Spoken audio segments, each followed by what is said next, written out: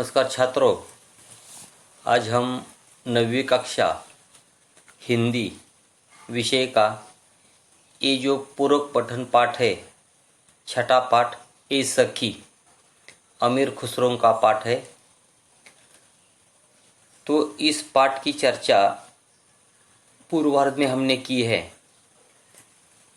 पहेलिया यानी क्या, यानी मुकरिया यानी क्या, इसके बारे में हमने चर्चा की है। तो अमीर खुसरो नाम के जो कवि है, उनका जन्म, मृत्यु, परिचय, उनकी प्रमुख कृतियाँ और आज हम जो पद्य पाठ देखने जा रहे हैं उस पद्य पाठ के बारे में भी हमने चर्चा की थी। तो आज हम यह पूरक पठनात्मक जो पाठ है ये सखी, ये पूरा पाठ हम देखेंगे, पद्य पाठ। तो देखिए, पहेलिया है, सुनो। पहले सुनो। रात समय वो मेरे आवे, भोर भय वो घर उठी जावे, यह अचरज है सबसे न्यारा, ए सखी साजन ना सखी तारा। तो इस पद्य में ए सखी साजन ना सखी तारा ऐसा कहा है, यानी कि वह सखी है और कहते हैं कि सखी नहीं, वह तारा है। तो क्या है कि सृष्टि में जो बदलाव हो जाते हैं, सृष्टि में जो विविध घटक होते हैं, उन विविध घटकों की जानकारी अमीर खुसरो ने हमें पूरक पठन से बताई है, सखी के माध्यम से बताई है। तो यह रात का वर्णन किया है। रात समय वह मेरे आवे, म्हणजे थोडक्यात रात्र झाल्यानंतर माझी प्रिय जी व्यक्ती आहे ती आली पाहिजे। भोर भय व घर उठी जावे, आणि भोर भय वह घर उठी जावे असं म्हटलंय बघा। यह अचरज है सबसे नारा, म्हणजे हे आश्चर्य आहे सगळ्यात महत्वाचं।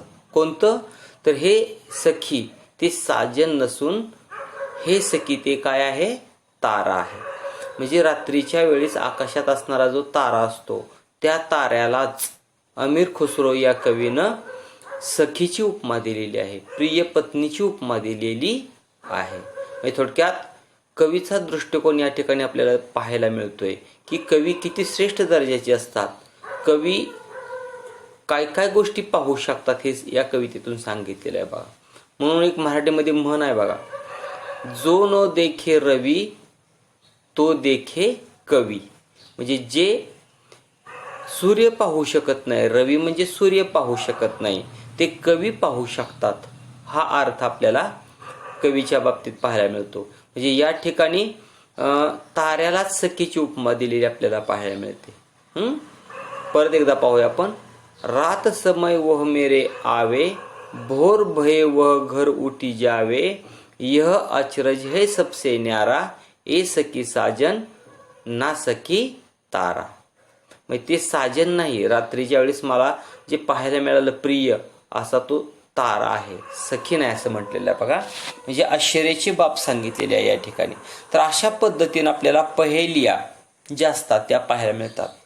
तर आता दुसरा विचार, पहेलियामधला दुसरा विचार आहे। प्रत्येक पहेलिया मध्ये वेगवेगळे विचार या ठिकाणी सांगितलेले आहेत। पुढे पाहता, वह आवे तब शादी होय, वह आवे तब शादी होय, उस दिन दूजा और न कोय, मीठे लागे वाके बोल, ए सखी साजन ना सखी ढोल। बघा, म्हणजे या ठिकाणी आपल्याला लग्नाचा प्रसंग सांगितलेला आहे। वह आवे तब शादी होय, म्हणजे ती गोष्ट आल्याशिवाय लग्न होऊ शकत नाही। कोणती गोष्ट? लग्नामध्ये ढोल ताशा किंवा वाद्य सनई या गोष्टी असल्याशिवाय लग्न होऊ शकत नाही। म्हणजे थोडक्यात वह आवे तब शादी होय, उस दिन दूजा और न कोय, म्हणजे ती गोष्ट आल्याशिवाय लग्न होऊ शकत नाही, त्याच्याशिवाय दुसरी गोष्ट चालत नाही। मीठी लागे वाके बोल, म्हणजे ते वाद्य वाजत असताना आपल्याला ते वाद्य अतिशय गोड कानाला ऐकायला मिळतं. मिठी लागे वाके बोल. तर त्या वाद्याचे जे आवाज असतात, समजा सनई असेल, सूर असेल, ताशा असेल, ढोल असेल किंवा अन्य काही अशी वाद्य असतील, तर ते ऐकायला आपल्याला कानाला मिठी लागे म्हणजे गोड लागतात आपल्याला ते वाक्य बोल त्यांचे आवाज. तर हे आवाज कोणते आहेत? हे सखी साजन, म्हणजे हे सखी साजन आहे ती माझी, तर ना सखी ढोल. म्हणजे थोडक्यात ही गोष्ट कोणती आहे? ढोल नावाची वस्तू आहे बघा. म्हणजे अशा पद्धतीनं पहेलिया ज्या आहेत, या अमीर खुसरोच्या पहेलिया किती श्रेष्ठ आहेत, किती उच्च दर्जाच्या आहेत, हे विद्यार्थ्यांना यातून आपल्याला समजून घ्यायचे आहेत. पुढे पाहता म्हणजे अजून एकदा ते पाहूया पहेलिया. ओ आवे तब शादी होय, उस दिन दुजावर न कोय, मिठी लागे वाके बोल, ए सकी साजन ना सकी ढोल. पाहता ढोलालाच प्रिय पत्नीची उपमा दिलेली आहे. किती श्रेष्ठ दर्जाचा विचार या ठिकाणी सांगायला तो आपल्याला पाहायला मिळतो. पुढे पाहता पुढची पहेली आहे.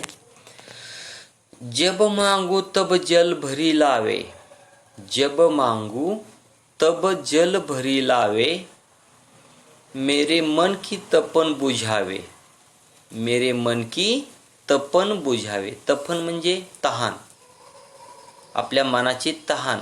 बुझावे म्हणजे भागवणारे. जब मागू तब जल भरी लावे म्हणजे जेव्हा मागेल, आपल्याला मागेल आपण त्यावेळेस पाणी, जल म्हणजे पाणी आपल्याला आणून देतं आणि आपल्या मनाची तहान भागवतं. मन का भारी तन का छोटा, म्हणजे ती वस्तू कशी आहे? मनानं भारी आहे आणि तनानं छोटी आहे. मन त्याचं मोठं आहे, तन त्याचं छोटं आहे, म्हणजे शरीर. मन मोठं आणि शरीर लहान आहे. तर ती वस्तू कोणती आहे? ए सखी साजन ना सखी लोटा. लोटा म्हणजे तांब्या, पाण्याचा तांब्या. तर बघा, जब मांगू तब जल भरी लावे, मेरे मन की तपन बुझावे, मन का भारी तन का छोटा, ए सखी साजन ना सखी लोटा. तर बघा, पाण्याच्या तांब्याकडे पाहण्याचा दृष्टिकोन आपल्याला कवीचा किती श्रेष्ठ दर्जाचा पाहायला मिळतोय.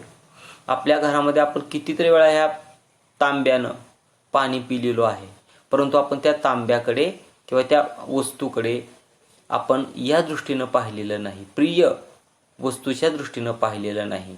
म्हणूनच म्हटलंय बघा, जो न देखे रवी तो देखे कवी.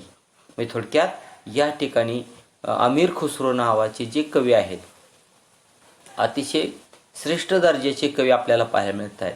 म्हणजे पहेलिया आणि मुखरिया किती श्रेष्ठ दर्जाचे असू शकतात हे आपल्याला या ठिकाणी पाहायला मिळते.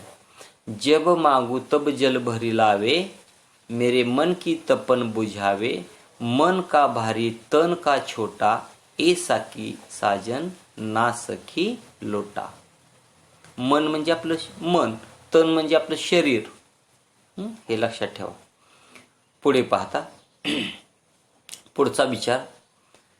बेर बेर सोवतही जगावे, बेर बेर सोवतही जगावे, ना जागू तो काटे खावे, ना जागू तो काटे खावे, व्याकुल हुई मैं हक्की बक्की, व्याकुल हुई मैं हक्की बक्की, ए सखी साजन ना सखी मक्खी.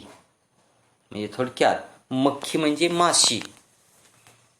मक्खी म्हणजे काय? माशी. म्हणजे बेर बेर सोवतही जगावे, म्हणजे आपल्याला सतत ही माशी काय करत असते? आपल्याला झोपेमध्ये जाग करत असते. सोवतही जगावे, सतत आपली झोप मोड करणारी असते बघा. ना जागू तू काटे खावे.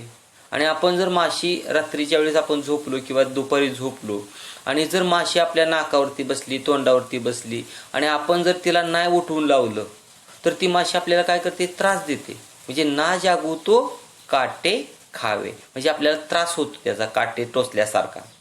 व्याकुल हुई मै हक्की बक्की, म्हणजे आपण व्याकुळ होतो त्यानं, या गोष्टीनं. तर ती गोष्ट कोणती आहे?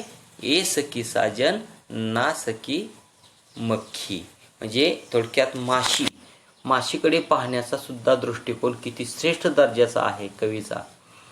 अशा पद्धतीच्या पहेलिया, अशा पद्धतीच्या मुकरिया या ठिकाणी आपल्याला अमीर खुसरो नावाच्या कवीनं आपल्याला ऐकवलेल्या आहेत. म्हणजे थोडक्यात या विश्वामध्ये, या सृष्टीमध्ये जे जे सगळे घटक आहेत, जे जे सगळे पदार्थ आहेत, ही सगळी सृष्टी आहे, त्यातले वेगवेगळे घटक आहेत. या घटकाकडे पाहण्याचा दृष्टिकोन कवीचा किती वेगळा आहे, किती उच्च दर्जाचा आहे आणि त्यातले विचार किती श्रेष्ठ आहेत हे आपल्याला त्यांच्या या पहेलियांमधून पाहायला मिळतात. तर अशा पद्धतीनं आपण या ठिकाणी त्यांच्या 4 पहेल्या पाहिलेल्या आहेत. कोणत्या कोणत्या?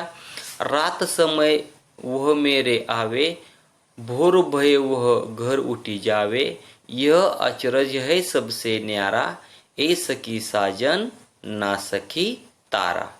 दुसरा विचार होता, वह आवे तब शादी होय, उस दिन दूजा और न कोय, मीठी लागे वाके बोल, ए सखी साजन ना सखी ढोल. तिसरा विचार होता त्यांचा, जब मांगू तब जल भरी लावे, मेरे मन की तपन बुझावे, मन का भारी तन का छोटा, ए सखी साजन ना सखी लोटा.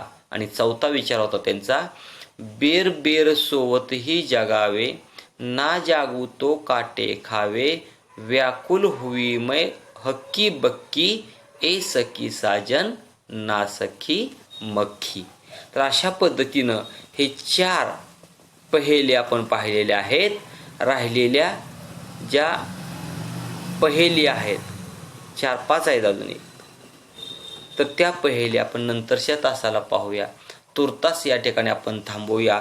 तर तुम्ही हे ए सखी नावाचं जे पूरक पठणात्मक काव्य आहे अमीर खुसरो यांचं, हे व्यवस्थित वाचा, समजून घ्या. तुम्ही गटागट, आता इथं गट होऊ शकत नाही, तुम्ही घरी आहात, त्यामुळे तुम्ही फक्त ह्या पहेलिया पाठांतर करा. कदाचित तुम्हाला या ठिकाणी ह्या पहेल्याचा अर्थ सांगा, किंवा रिकाम्या जागा भरा, किंवा अपूर्ण पहेली पूर्ण करा. अशा पद्धतीनं परीक्षेमध्ये प्रश्न विचारले जाऊ शकतात. त्यामुळं तुम्ही ह्या ज्या पहेली आहेत ह्या सगळ्या पाठ करायच्या आहेत. तोंडपाठ लिहून काढा एकदा, म्हणजे तुम्हाला पाठांतर होतील. राहिलेला विचार आणि राहिलेले स्वाध्याय आपण नंतरच्या तासाला पाहूया. तोपर्यंत आपण या ठिकाणी थांबूया. धन्यवाद.